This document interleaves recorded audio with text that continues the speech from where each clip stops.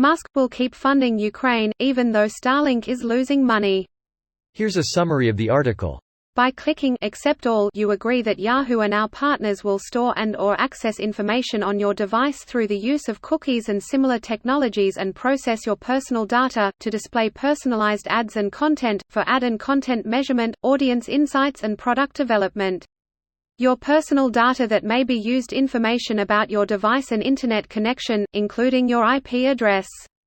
Browsing and search activity while using Yahoo websites and apps. You can change your choices at any time by visiting your privacy controls. This post received a score of 21,000, with an upvote ratio of 77%. Here are the top comments in response to this article. That sounds 100% like sarcasm to me. Didn't the government pay him like $3 million plus? $2.25 million. 1,500 terminals at $1,500 each, and they handled all the logistics, though they're usually $500 each. I think Starlink donated an additional $3,500 on their own dime. Maybe I'm confused. 1,500 terminals at $1,500 each is definitely $2,250,000, but then, 1,500 terminals, bought, plus 3,500 terminals, donated equals 5,000 terminals total. And $2,250,000 per 5,000 equals $450 each. Could it be that Starlink, Elon are seeing other companies working out deals with the US Gov to support Ukraine, and in those deals they are getting a continued stream of government funds, whereas Starlink only received the initial payment for the hardware and agreed to provide the service for free? IDK. I think that price also included an obligation for 2 or 3 months of service.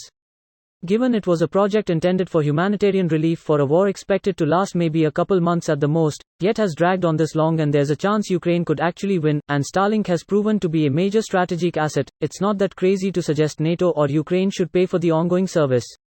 Negotiating that through passive-aggressive tweets, attempting to conduct international diplomacy as a private citizen, and trying to blame the ambassador who rightly told him to fuck off when he unilaterally attempted to give away Donbas is the worst way I can imagine to handle it though.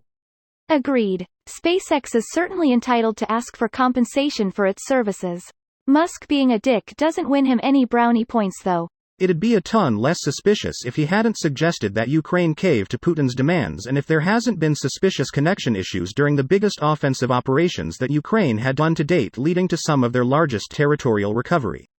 He's also glossing over the fact that the US government is paying at least 80% of the service charges too. If a man in Musk's position privately lobbied the administration, don't tell me he wouldn't be able to work out a respectable compensation package from the government for the services of his company.